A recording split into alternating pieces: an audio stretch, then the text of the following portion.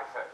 I tweeted for questions for the actor Tom Hiddleston, and I've never seen anything like it, the response we actually got. He's a UNICEF ambassador. He is just back from South Sudan, seeing how children are coping with the terrible civil war there. Tom was on the programme in May, you may remember, after his first trip. A lot of people asking today about the child soldiers he told us about and the extraordinary reunions he had witnessed with their families. Tom, welcome back to the programme. You're just back, you were telling me over the weekend. Just tell me some of the things in terms of meeting some of those children. What has stuck in your mind? Well, so many things, Matthew. First of all, thank you for having me back. I think I should probably start by just giving a little history of the country, because I think that people don't know much about it. And I think that can put into context some of the things that I've seen with the children there. South Sudan is the youngest country in the world. It declared independence from Sudan in 2011, and it enjoyed 2 years of peace. And then in December 2013, the current president, Michael Salva Kiir Mayardit, fell out with his deputy called Dr. Riek Machar, and they are from two different ethnic groups, and so the whole country was divided in a terrible civil war that was split along ethnic lines. And what really happens in physical reality is that the major cities become battle zones, gunfire, gunships, artillery shelling, and all the people, women and children, are driven into the countryside. So millions displaced. You have thousands separated from their own families. That's you right. have child soldiers that we talked about last time you were here. Now, I gather on this trip you met with two boys, you said 2013 when it started, who've been separated from their mother. That's right. And they've been able to trace the family, or the fragment parts of the family. Has that meeting actually happened, the reunion there? It hasn't, and it will soon. What happened is that when fighting broke out 3 years ago, and actually we're coming up to a third anniversary of the sort of the Civil War, and these two boys called Bom and Jal, Bom is 12, Jal is 9, and they were separated from their mother. As happens, I mean, when fighting breaks out, it's chaos. That's the physical reality of it, and they ran in one direction, their mother ran in another, and they haven't seen each other for 3 years. And that is the cost of the Civil War on these innocent children, is that they're separated. And in a civil war, the family is the safest place for a child to be. But UNICEF has a tracing program, and it takes time and it takes money. But they found the mother of these two boys, and at the minute they're in a camp for what they call internally displaced persons in the north of the country, but they're going to be reunified soon. So soon. Now, let's go through some of the questions so many of our viewers have been sending in. We're going to put up a few of the tweets, and there's the first one from Edith. What changes have you noticed since you last have been there? Oh, that's a really interesting question. In July this year was the 5th anniversary of independence, and on the 7th, 8th and 9th there was terrible renewed outbreaks of fighting in the capital city of Juba. I first visited the country in February of 2015, and the dangerous areas were actually the north of the country in the Upper Nile region. But when I went back this time, the southern part of the country has become incredibly dangerous. You can feel it on the truth. And when you say dangerous, that brings me to the next question, which I'll paraphrase. But one of the questions was, what are the greatest dangers that the children actually face? What is it that threatens them, puts them at most peril? I think it's that they're separated from their families, and that makes them vulnerable to all kinds of abuse. If you run from a city because it's unsafe, you run into the bush, and there's no water there, there's no food, there are certainly no schools, and you become vulnerable to forced recruitment from local militia, which have risen up as the country's become more unstable. So young boys are at risk of becoming recruited as child soldiers. Young girls become recruited as well to serve as slaves or cooks, and that is no child should have to go through that. A quick one here. what inspired you? How has it actually changed you? The second part, perhaps, focus on that briefly. Well, I think I feel compelled to stand up for these children. South Sudan is a forgotten conflict. Very, very few people I've actually spoken to in my own life know that it's taking place.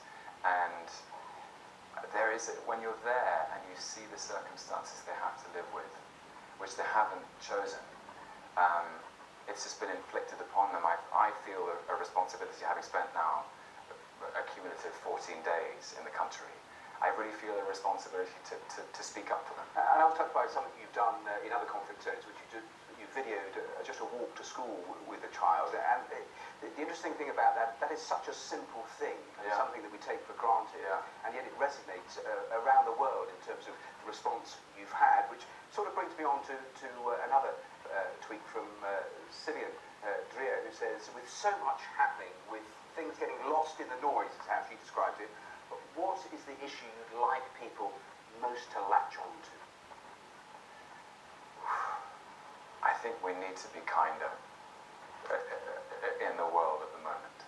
There is, and I think perhaps everything that's happening is perhaps woken people up to the fact that we can't sit by and be apathetic about either speech or action which is motivated by division, by hatred. We have to reach out and to care for our fellow man. Well, you're not sitting by, you've gone twice, you've come back and spoken to us. Perhaps if you go again, you'll do the same again. I can't let you leave without sort of machine gunning through. I mentioned earlier we've had an avalanche of questions from viewers to you. So let me just go through some of the other things that people have actually asked. In fact, it reminds me of when you were last on the programme. I was asking you about Bond and waiting for that. And you promised me you would let me know. I've heard nothing. Right. Well, nor have I. So your guess is as good as mine, Matthew. I mean, how does it work? How do you anticipate it going? Will there be an audition, a little waiting room? You, others, Idris sitting next to you. I spent actually a lot of the year with Idris. The last time I checked, Daniel Craig is James Bond, and he's hung up his torso. He's long gone. Is he caught you on that? So you're still waiting. It's not something that is a real. It's a real thing. It's all speculative at this point. All right. Look at that tweet up there. They're asking, what then? If it's not Bond, what is it going to be? Your project's stage and screen, and would I manage another series of that? You never know. We'll see.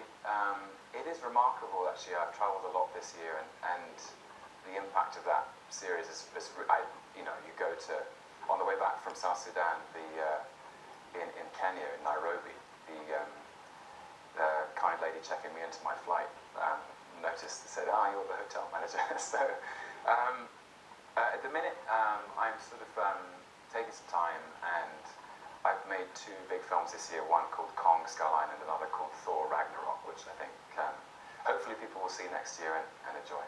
Yep, that was one of the questions also that came in. An interesting one that came from Rose, who was saying, you must have filmed in fantastic locations. What is the best location that you recall that you thought, wow, I'm here? That's a good question. Well, recently I felt very lucky to be filming in Vietnam. I filmed a part of Kong Skull Island in Vietnam, and it's some quite remote areas of the country. It's a very, very beautiful place, and I don't think it's a country that's had much visitation from films, so yeah, that was. I mean, there have been so many questions. I mean, there's one about the best book that you've read in the last 12 months. Another one, I must show you this one. Look at that. That's from one of the sites with your face in the coffee milk. I mean, is that possible? Well, there it is. I mean, it's crazy, isn't it? The sort of interest in you. I mean, which brings me around to a sort of serious point, which is, I mean, being famous, one of the great things about that must be doing the work that you do in South Sudan, but it's the flip side, all of the coverage. You had that breakup with Taylor Swift, to have millions, gazillions of people pouring all over your personal life. I mean, how do you navigate that? Honestly, I try to keep my attention outward. That's how I navigate it. Difficult though? Well, I'm not in control of anyone else's opinion of me. It's a long time ago I had to give that up. I can only control my own actions, and what I do and what I say, and in a way I take comfort in that. And it's possible, is it, to just shunt the rest of it to one side, as you're suggesting? That's possible? You can do that? It takes a little getting used to, but yeah. I'm not the first, and I shan't be the last. A last tweet. Let me put it up on the board, because it's a fantastic one. When was the last time you laughed so hard your belly hurt? Goodness. It was in South Sudan, actually. I did witness a reunification, which I found very moving. I had a conversation with the father, who was more humble and more grateful, I think, than anyone I've ever seen. And it was from UNICEF's tracing program. He had left. He really had thought his child was dead, and he was hilarious as well. He's kept conjuring all these outlandish gifts he wanted to give me, and I kept having to say, please, you don't have to give me anything, this is enough. But he made me laugh a lot.